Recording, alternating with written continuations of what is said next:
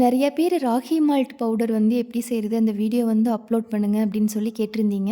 அந்த வீடியோ வந்து இன்னொரு 2 டேஸ்ல அப்லோட் பண்ணிடுறேன்.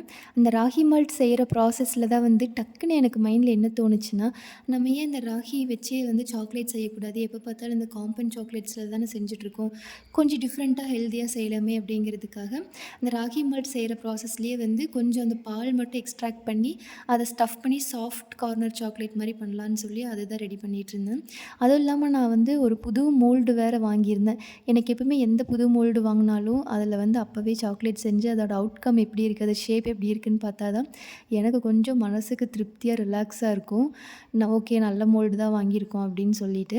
சரி நம்ம செய்றது செய்றோம். இந்த சாக்லேட்டவே செஞ்சுருவோமே அப்படின்னு சொல்லிட்டு, அதுதான் வந்து ரெடி பண்ணிட்டுருந்தேன். நம்ம நார்மலா காம்பவுண்ட் சாக்லேட்ஸ மெல்ட் பண்ணி, அத மோல்ட் பண்ணி சாப்பிடுறதுக்கு, இந்த மாரி கொஞ்சம் டிஃப்ரெண்ட்டா மில்லட் ஸ்டஃப்டு சாக்லேட் மாரி சாப்பிட்டோம்னா, ரொம்ப சூப்பராவும் இருக்கும், ஹெல்தியாவும்